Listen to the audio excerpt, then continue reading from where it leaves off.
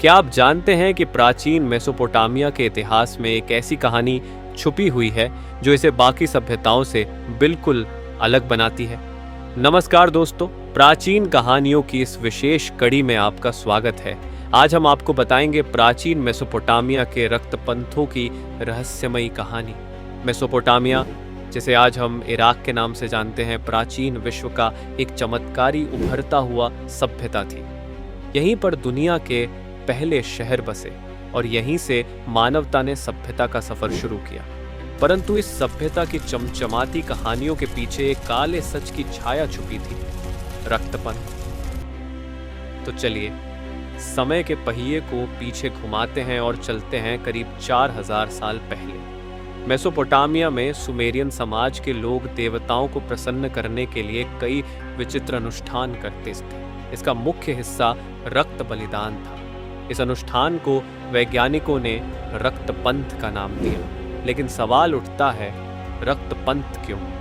Sumerian मान्यता थी कि उनके देवता जैसे एनलिल, एनकी और इनन्ना उनकी सारी खुशहाली के कारण है, लेकिन उनका क्रोध विनाशकारी हो सकता था। उन्हें प्रसन्न करने के लिए कुछ खास अवसरों पर मानव रक्त का बलिदान दिया जाता था। जैसे ही यह बलिदान किया जाता, अनुष्ठानों की शुरुआत होती, जहां पंखों वाले पुरोहित विचित्र मंत्रोच्चारण और नृत्य करते। मान्यता थी कि यह देवताओं को अपनी इच्छाओं के प्रति संवेदनशील बनाता है। एक अद्भुत किस्सा मिलता है मृतिका अभिलेखों में। यह कथा बताती है उर के एक मंदिर के बारे में। मंदिर का नाम था जिग्गुराट ऑफ उर। यहाँ के पुरोहितों ने एक भव्य अनुष्ठान किया जो 4 दिनों तक चला। उन्होंने सैकड़ों मनुष्यों का बलिदान दिया, यह मानते हुए कि देवता उन्हें युद्ध में जीत देंगे। इतिहासकारों के मुताबिक इन्हीं अनुष्ठानों ने सभ्यता के उदय और पतन में भूमिका निभाई। इसका प्रभाव इतना बड़ा था कि यह अनुष्ठान धीरे धीरे पूरे मेसोपोटामिया में फैल गया। क्या आपने कभी सोचा है कि इन रक्तपंथों का उद्देश्य क्या था? आधुनिक विद्वानों का मानना है कि यह सिर्फ एक धार्मिक क्रिया नहीं थी। इसके पीछे राजनीतिक और सामाजिक उद्देश्यों की छाया थी। राजा और पुरोहित समाज पर अपनी पकड़ को मजबूत करने के लिए इन अनुष्ठानों का इस्तेमाल करते थे। बलिदान से समाज में डर और आस्था का ऐसा मेल बनता था जो राजा को एक अजेय शक्ति के रूप में प्रकट करता था।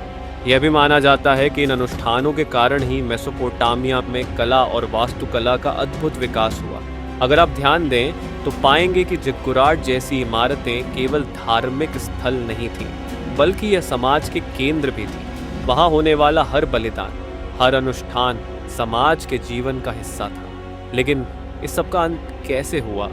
इतिहास में जब हम अक्कदी साम्राज्य के पतन की ओर आते हैं तो देखते हैं कि रक्तपंथ की परंपरा धीरे धीरे खत्म हो गई। हित्ताइट और बाबुलियन सभ्यताओं ने इसे कम किया और बाद में यह परंपरा पूरी तरह समाप्त हो गई।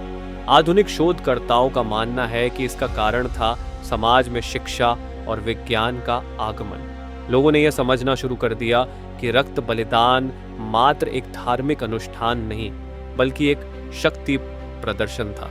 तो दोस्तों, यह थी प्राचीन मेसोपोटामिया के रक्तपंथों की कहानी। क्या आप मानते हैं कि इन प्रथाओं का असर आज के समाज पर भी पड़ा है, या यह सिर्फ समय के साथ गायब हो गई? प्राचीन कहानियों की इस कड़ी को देखने के लिए धन्यवाद।